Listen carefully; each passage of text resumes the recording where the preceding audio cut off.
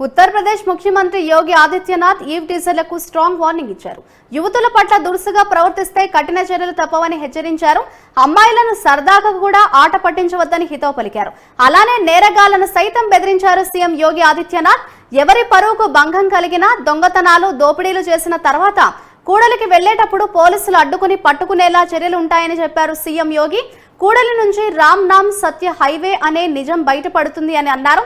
संत कबीर नगर जिल्लाలో జరిగిన command control కార్యక్రమంలో योगी आदित्यनाथ వ్యాఖ్యలు చేశారు.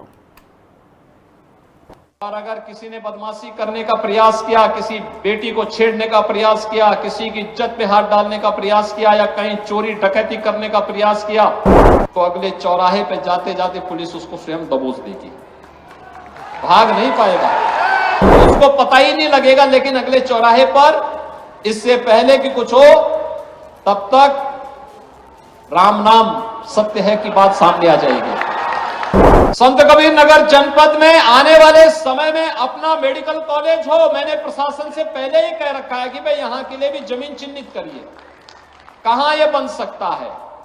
बस अड्डे के निर्माण की कार्रवाई को भी आगे बढ़ाया जा सके, जहां ये हो। अगर इतनी सब सुविधाएं देनी है तो उसके लिए सुरक्षा का माहौल चाहिए, और इसी के लिए integrated command and control centre, integrated command and control centre जहां पे एक ही जगह से बैठ करके, एक कमरे में बैठ करके पूरे नगर और जनपद के प्रमुख स्थानों की सीसीटीवी से एक एक जगह की जानकारी वहां पर कैद होती रहेगी, रिकॉर्ड भी होती रहेगी, लोग देखेंगे भी। और अगर किसी ने बदमाशी करने का प्रयास किया, किसी बेटी को छेड़ने का प्रयास किया, किसी की इज्जत पे हाथ डालने का प्रयास किया या कहीं चोरी डकैती करने का प्रयास किया, तो अगले चौराहे पे जाते जाते पुलिस उसको स्वयं दबोच देगी, भाग नहीं पाएगा, वो भाग नहीं पाएगा। एक जगह से सब कुछ वहीं से उसको पता ही नहीं लगेगा। लेकिन अगले चौराहे पर इससे पहले कि कुछ हो तब तक राम नाम सत्य है की बात सामने आ जाएगी।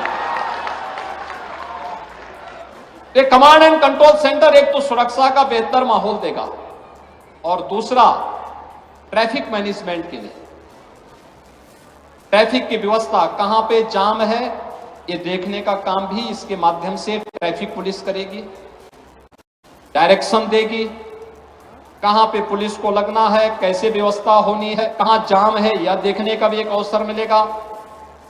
नगर पालिका परिषद स्वच्छता के कार्यक्रम की मॉनिटरिंग भी इस ICCC से देख सकती है।